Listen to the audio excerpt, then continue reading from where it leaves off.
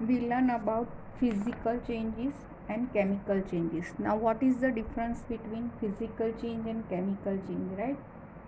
Now physical change, that physical property like shape, volume, color, state of the substance will change, right? physical change में क्या होगा, उसका shape, volume, colour और उसकी state substance की change होगी. And in chemical change what you observe, chemical properties of the substance change, जो उसकी केमिकल प्रॉपर्टीज है वो चेंज होती है.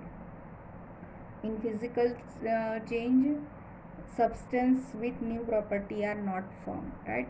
जो फिजिकल चेंज में कोई न्यू सब्सटेंस बनता नहीं है. And in chemical change substance with new properties are form. Chemical stage में सब्सटेंस न्यू प्रॉपर्टी के साथ बनता है. In physical change is a reversible change generally, and chemical change irreversible change. Now let's discuss about importance of ozone layer. Now ozone layer protects us from the harmful ultraviolet radiation. जो ozone layer है वो हमको harmful ultraviolet radiation से बचाता है, जो come from the सन, जो सन में से निकलता है अल्ट्रावायोलेट रेडिएशन, वो ओजोन लेयर हमको प्रोटेक्ट करता है. It ozone absorbs this radiation and break down into the oxygen. और ओजोन लेयर है ये एब्सॉर्ब करता है वो रेडिएशन को और उसको ब्रेक डाउन ऑक्सीजन में करता है. And ozone layer acts as a natural shields again ultraviolet radiation. और जो सन रेज निकलती है अल्ट्रावायलेट की, वो रेडिएशन के ओजोन लेयर हमको नेचुरल शील्ड प्रोटेक्ट करता है.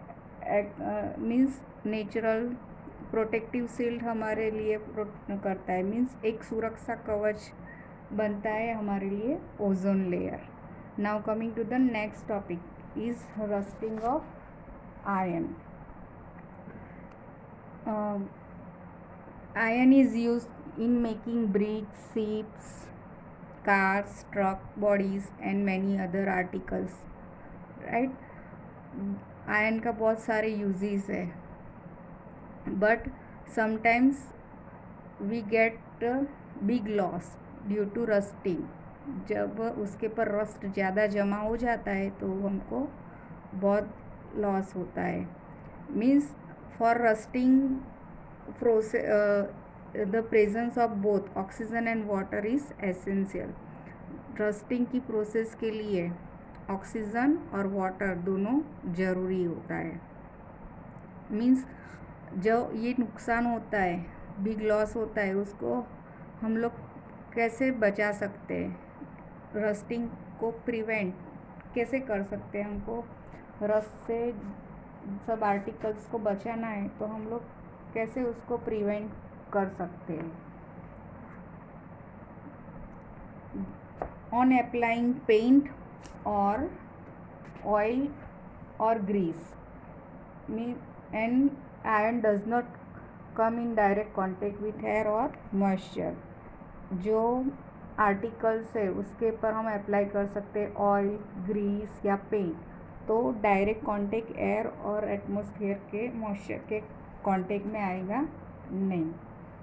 और उसके पर हम लोग we can use deposit of thin layer of metal like zinc, chromium लगाएंगे तो वो रस्टिंग आयरन से प्रिवेंट कर सकते हैं. और ये प्रोसेस है depositing of layer of zinc and iron is called galvanisation. और ये लेयर जिंक और आयरन का हम लेयर लगाते हैं रस्ट से प्रिवेंट करने के लिए. ये प्रोसेस को क्या बोलते हैं, galvanisation.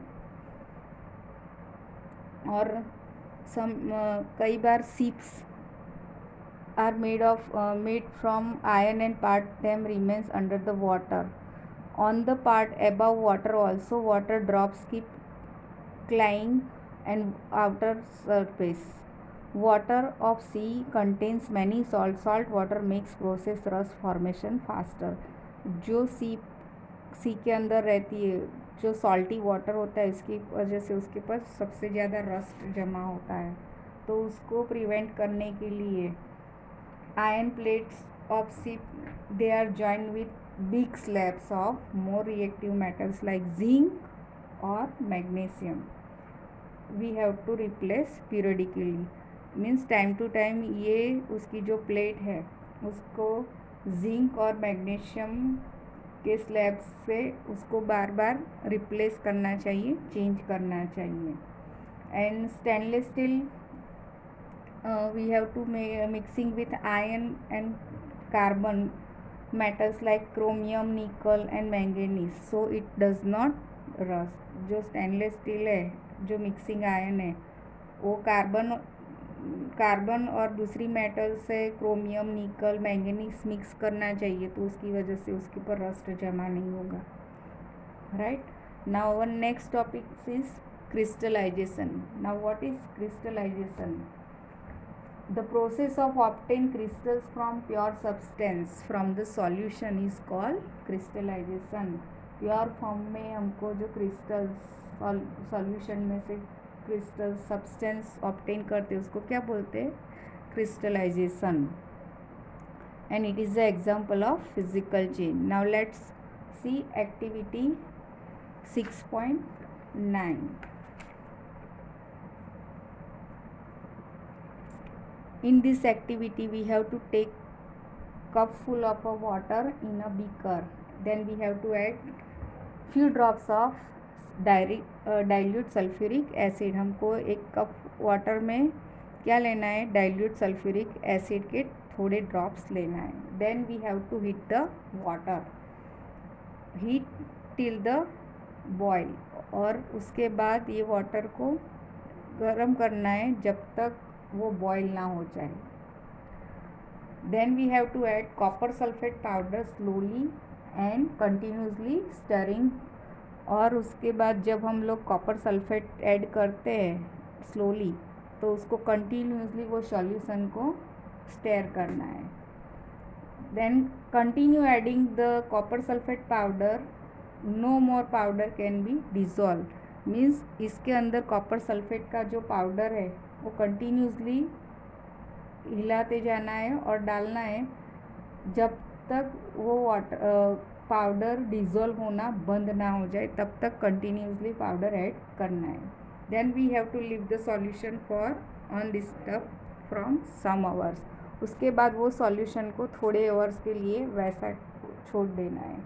Then we have to check after some hours crystal will form or not. You can observe the copper sulfate crystals. Right. Now this is the end of the chapter.